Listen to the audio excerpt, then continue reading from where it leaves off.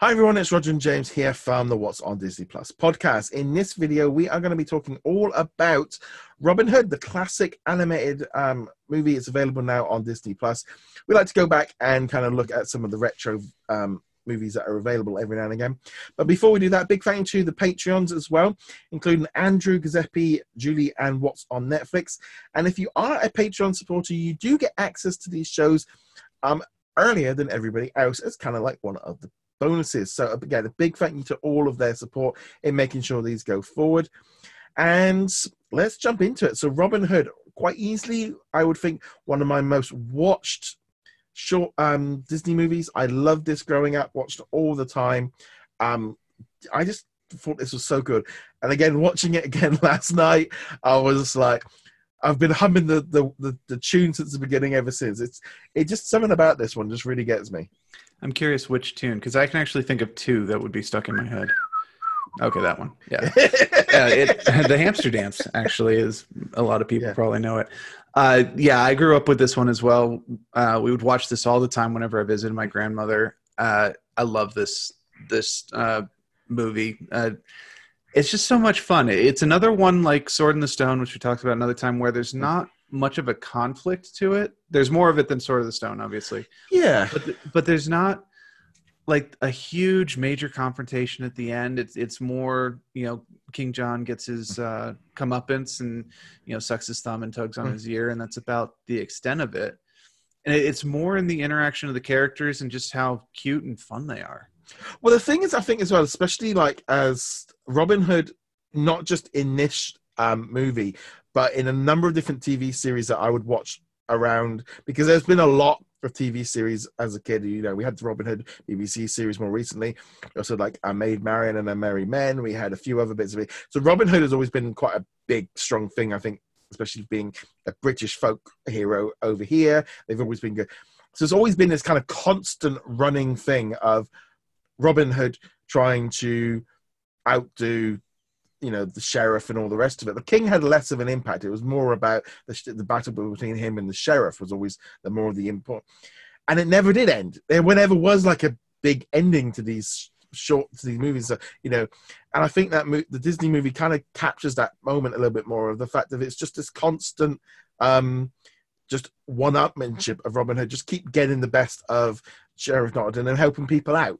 And yeah, I mean, in some ways, like the Sheriff Nottingham is really an ultimate baddie, because he's just, he's literally just taking the last penny from people with no fit.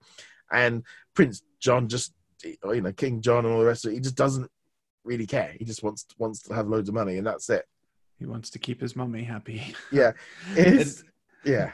Mommy. And his little cry, or his laugh, actually. His laugh is the part, the one that sticks me. Oh, or however you do it.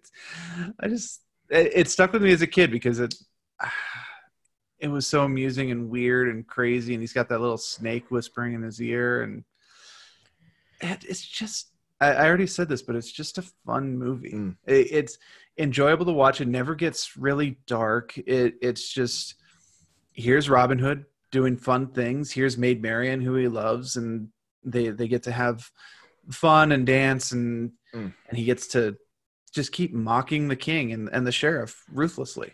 Yeah, and I think as well how kind of the process that they use with it, and the way that the only thing that kind of got me was like watching this back last night is like, and there was something that kind of got me was there was a reference when they was holding up or stealing from Prince John in the car at the beginning, and he kind of went, "Oh, look at these hubcaps," and I went, "Whoa, hubcaps." And I was like, when was this movie made? Because it was like, I hadn't really associated, because there's not really a lot of modern references, but that was the one reference I was like watching, go, hold on a minute. That felt out of place. And I'm like, okay, so because it was made in 1973. So there's kind of obviously, the references there have kind of moved, because obviously the ones like in the 60s, they didn't tend to have those kind of modern references. But nothing else really in this kind of dates. It's very safe.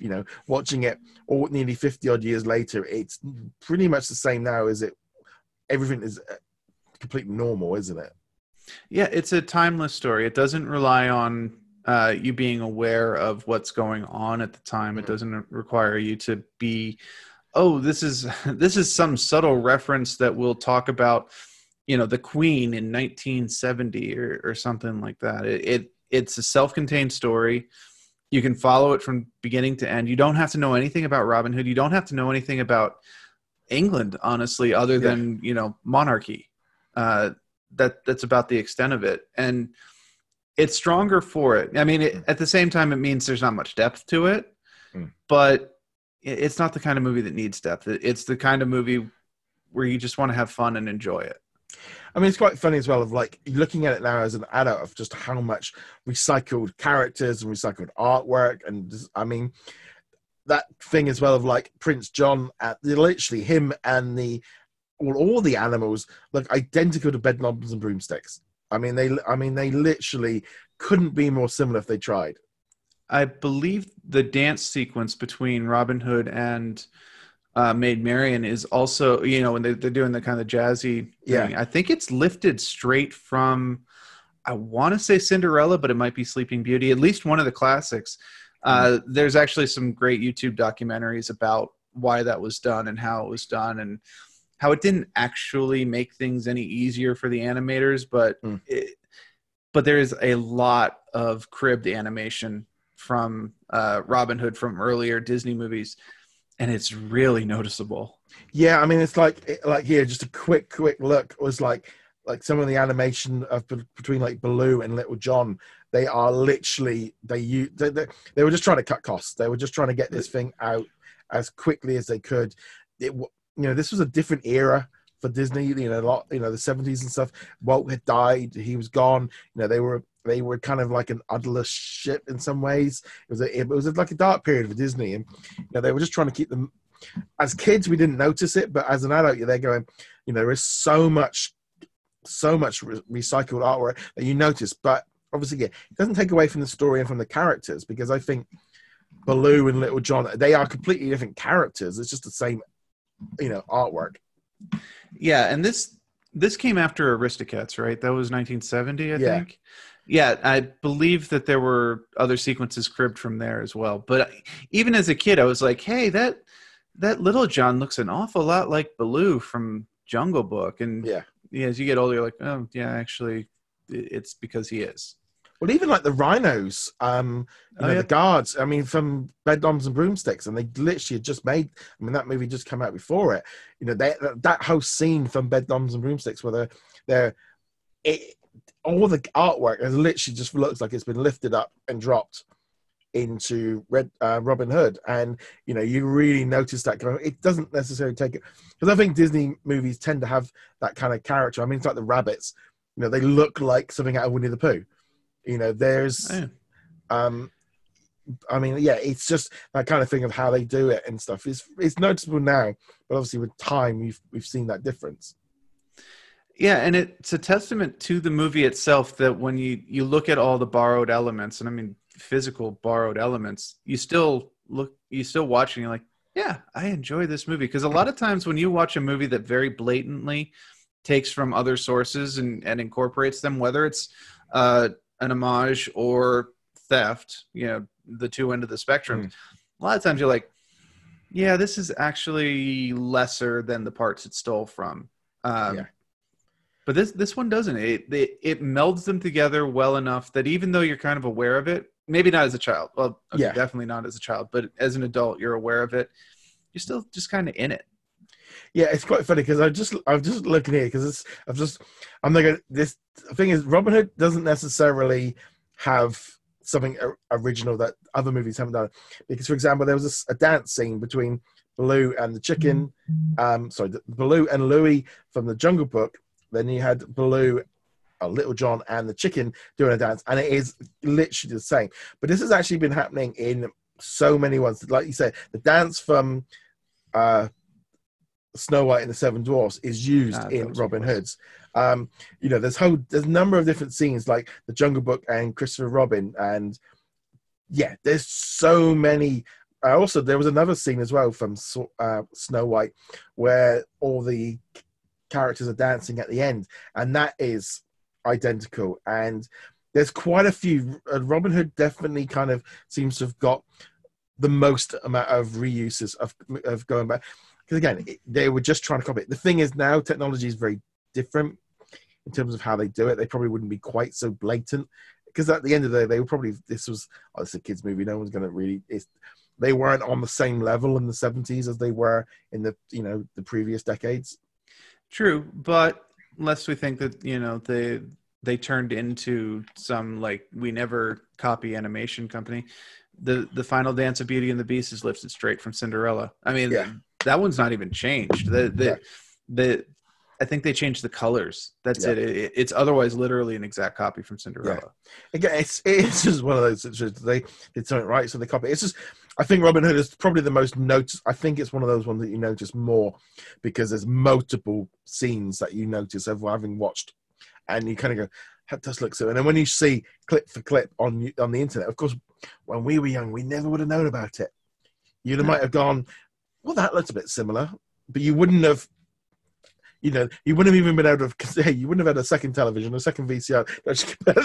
So you wouldn't have been able to have done that as a kid. It's only now with the internet that you're much more aware. It's like I said. I noticed like, oh, that's Balu. That's totally Balu. But I did not know that they were literally using the same frame cells as Balu from Jungle Book. I just thought, oh, that's a nice throwback. Or I would have used different words as a kid, obviously, but that's a nice little touch that reminds me of the other movie that they did. Yeah. And now I know nope, they needed to save costs. Yeah. I still think Robin Hood is still one of my favorite Disney movies. One of the ones I watched so many times. Every time it was on television. And again, we've mentioned this before. There are certain movies that like I think got broadcast in the UK maybe more than other ones. You've mentioned like Aristocats. And I gotta admit that I think there's something about maybe when the people at BBC and ITV were choosing movies, like if it was set in the UK or in Europe, we kind of got them more often shown. I'm sure it does seem that way. Things of like Robin Hood, oh, that's British. Well, their kids can relate to that much easier than something like Pocahontas or something like that. Especially since it was England seen through the Disney filter, which is not exactly an accurate representation. Yeah. But it is. It's the same idea as like Brave being really popular in Scotland because it builds really on the Scottish era. Or to jump outside Disney, the Kung Fu Panda movies are hugely popular in China. Brave's always that odd one. I think we should need to do that because it's a very underrated. It's a very underrated, and the music is amazing. I mean, I remember like watching on the castle and stuff with the music coming on and being like, oh, it's like, that's like we said before. Robin Hood gets no love really from Disney outside of it being available because there is not a single attraction. You very rarely, I don't think you've ever seen any. You get very little merchandise. You probably get you might have a pin or something. But I think I was. This was it's out of focus, but this was a pin that was released, I think 2 years ago. It was very limited. You had to know it was there, and you had to go to one of the stores that had it. This is maybe I've seen, I don't know, Robin Hood holding a bow, doing this kind of thing. That's it. That is all I've ever seen. I did have a Vanimation figure of Robin Hood, and I think, and I have done like a pop vinyl and a few bits and pieces.